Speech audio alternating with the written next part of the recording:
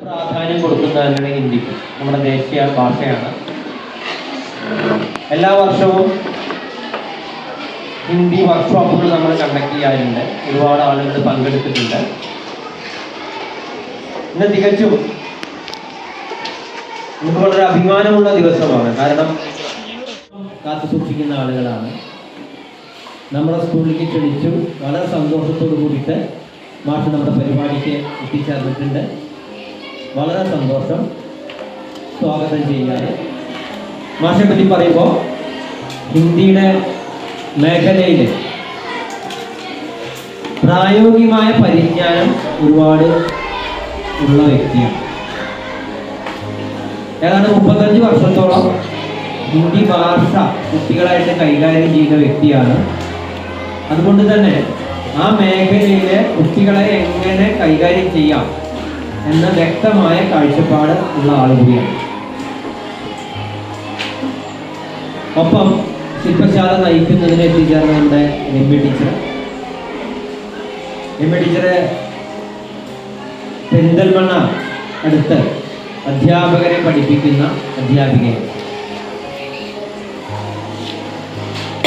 മറ്റ് പല മേഖലകളിലും ടീച്ചർക്ക് കഴിവുണ്ട്. നിങ്ങളോട് ടീച്ചറെ ഹിന്ദി വർക്ക്ഷോപ്പ് കാര്യങ്ങൾ നിങ്ങളായിട്ട് ചർച്ച ചെയ്യുകയും ഏറ്റവും നല്ല രീതിയിൽ ക്ലാസ്സുകൾ എങ്ങനെ കൈകാര്യം ചെയ്യുന്നതിനോട് ആരംഭിച്ചു. നമ്മുടെ സ്കൂളിലേക്ക് രമ്യ ടീച്ചറെ സ്വാഗതം ചെയ്യാൻ ഒരിക്കൽ കൂടി ഒന്നും പറയാനില്ല. എന്തായാലും ഇതിൻ്റെ ഉദ്ഘാടനത്തിന് വേണ്ടിയിട്ട് എൻ്റെ പുതിയ സുഹൃത്ത് പുതിയ മാർക്കറ്റിംഗ്. പ്രിയപ്പെട്ട കുട്ടികളെ, എല്ലാവരും വളരെ സന്തോഷത്തിൽ തന്നെയല്ലേ? ഇവിടെ ഒരു ശില്പശാലയാണ് നടക്കുന്നത് അല്ലേ? ഒരു പ്രത്യേക വിഷയത്തെക്കുറിച്ച് അല്ലെങ്കിൽ അതുമായി ബന്ധപ്പെട്ട കാര്യങ്ങൾ നടത്തുന്നതിനാണ് നമ്മളെ ശില്പശാല എന്ന് പറയുന്നത്. ഇന്ന് നമ്മുടെ ഈ യോഗത്തിൽ ഈ ശില്പശാല നയിക്കുന്നത് ശ്രീമതി രമ്യ ടീച്ചറാണ്. അതുപോലെ തന്നെ ആ ഒരു ഭാഷയുമായി വളരെയധികം അടുക്കാൻ വേണ്ടി ആ അടുപ്പമാണ് നമ്മളെ എന്ത് ചെയ്യുന്നത് കൂടുതൽ വളർത്തി മുന്നോട്ട് കൊണ്ടുപോകും. അപ്പോൾ അതിനായി നമ്മൾ ആ ഭാഷയുമായി കൂടുതൽ അടുക്കുക എന്നുള്ളതാണ്. ഇപ്പോൾ നമുക്ക് നോക്കിയാൽ അറിയാം, ഭാഷകൾ പല ഭാഷകൾ. നമ്മുടെ ഹിന്ദി ഭാഷയെ സംബന്ധിച്ചിടത്തോളം ഏറ്റവും എളുപ്പമുള്ളൊരു ഭാഷ നോക്കിയാലും അതുപോലെ എഴുത്തുകളൊക്കെ നല്ല രീതികളിലേക്ക് ആക്കി മാറ്റാനും നമ്മളെ കൈയക്ഷരങ്ങൾ ഉണ്ടാവാനും ഒക്കെ നമുക്ക് കഴിവ് നേടാൻ കഴിയാറില്ല. അതുകൊണ്ട് തന്നെ നമ്മൾ ആ ഒരു ഭാഷയുമായി പരമാവധി അടുക്കുക എന്നുള്ളത്. അങ്ങനെ അടുക്കണമെങ്കിൽ നമ്മൾക്ക് എന്ത് വേണം? ആ ഭാഷയെക്കുറിച്ച് നമ്മൾ മനസ്സിലാക്കും. പ്രധാനമായും നമ്മളെ മുന്നോട്ട് നയിക്കുന്ന ഒരു കാര്യം എന്താ വെച്ചാൽ അക്ഷരമാലകളാണ്.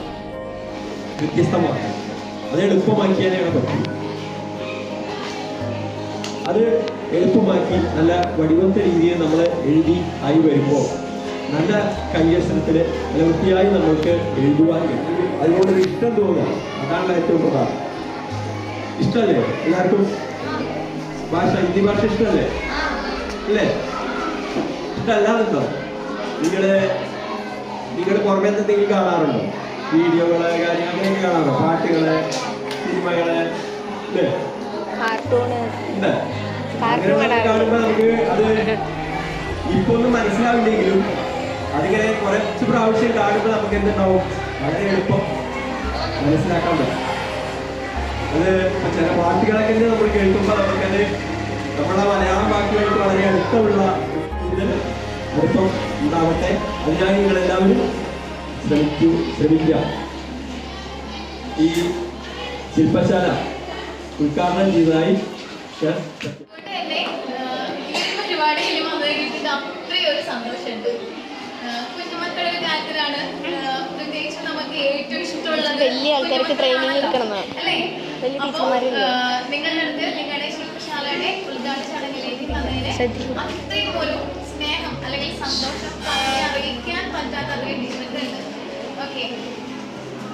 പിന്നെ നമ്മുടെ ശില്പശാല എന്ന് പറയുമ്പോൾ നമ്മൾ എന്താണ് ഉദ്ദേശിക്കുന്നത്? ആർക്കെങ്കിലും പറയാൻ പറ്റുമോ? എന്താണ് ഹിന്ദി ശില്പശാല എന്ന് പറയുന്നത്? അല്ലേ? എന്താണ് കാര്യം? എന്താണ് ഹിന്ദിനെ പറ്റിയുള്ള അറിവ്? നമുക്ക് ഓൾറെഡി ഹിന്ദിനെ പറ്റിയുള്ള അറിവുണ്ടല്ലോ, അല്ലേ? പിന്നെ നമ്മൾ സംസാരിക്കാനും അതായത് ഹിന്ദി പറയാനും ഹിന്ദി എങ്ങനെയാണ് നമ്മൾ പഠിക്കുന്നത്, എഴുതുക എന്നുള്ളത് മാത്രമാണോ ഉദ്ദേശിക്കുന്നത്? അല്ല, എന്തൊക്കെയാണ് ഉദ്ദേശിക്കണേ? ഹിന്ദി ശില്പശാല എന്ന് പറയുമ്പോൾ നമ്മൾ എന്തൊക്കെയാണ് ഉദ്ദേശിക്കുന്നത്? ശില്പം നമുക്ക് കഥ എഴുതാനായിട്ട് പറ്റും.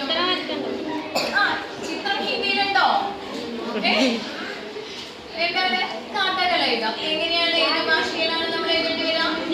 ഹിന്ദിയിൽ. അതുപോലെ കവിതകൾ രചിക്കാനായിട്ട് പറ്റും, അതുപോലെ നാടകങ്ങൾ, അല്ലേ?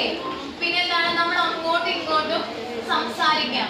വെറുതെ നമ്മൾ കോമൺ ടോക്ക് അല്ല, നമ്മൾ എന്തെങ്കിലും രസമുള്ള രീതിയിൽ കാര്യങ്ങളൊക്കെ അങ്ങോട്ടും ഇങ്ങോട്ടും സംസാരിക്കാറ് വേക്സ് ആയതുകൊണ്ടാണ്, ഇംഗ്ലീഷ് ആയതുകൊണ്ടാണ്. അറിയാറില്ലേ? നിങ്ങളെല്ലാവരും പറയാറില്ലേ? അപ്പൊ എന്താണ്, നമ്മൾ ഏത് വിഷയമായാലും അത് ഇഷ്ടപ്പെട്ട് പഠിക്കുമ്പോഴാണ് നമുക്കത് ആപ്റ്റ് ആവുള്ളൂ, അതായത് നമുക്കത് മനസ്സിലാവുള്ളൂ. അല്ലെങ്കിൽ എല്ലാം എടുത്തിട്ടുണ്ട്. ഒരു കവിതയാണ്, അല്ലെങ്കിൽ ചെറിയ കഥയാണ്, അത് നിങ്ങൾ എന്ത് ചെയ്തു? ടൈം ടേബിൾ നോക്കുമ്പോൾ നിങ്ങൾക്ക് ഓൾറെഡി അറിയാലോ. കണ്ടിന്യൂഷൻ ആയിട്ട് വരുമ്പോൾ ടൈം ടേബിൾ നമുക്ക് ബൈ ഹാർട്ട് ആയിരിക്കാൻ ചിലപ്പോൾ 2 ദിവസം കഴിഞ്ഞിട്ട് ഇനി ഉള്ളൂ.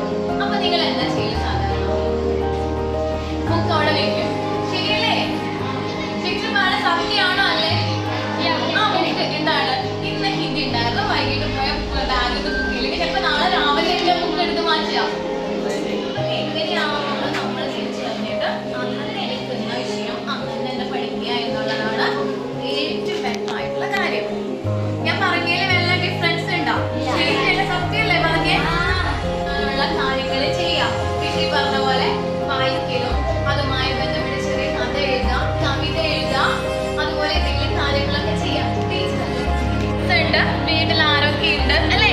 സാധാരണ പിന്നെ നമുക്ക് എന്ത് ചെയ്യും? നമ്മുടെ അങ്ങനെയുള്ള കാര്യങ്ങളൊക്കെ പറയാം. എനിക്ക് ഏറ്റവും പ്രശ്നം എന്ന് പറഞ്ഞാൽ ഒരു കാര്യം പറഞ്ഞാൽ വന്ന് ചെയ്യാൻ കൂട്ടാനുള്ള ഒരു കുട്ടി വന്നു. ഓക്കെ, എന്ത് പറഞ്ഞു എന്നുള്ളതല്ല, തെറ്റായാലും ശരിയായാലും നമ്മൾ പറയാൻ ശ്രമിക്കുക എന്നുള്ളതാണ്.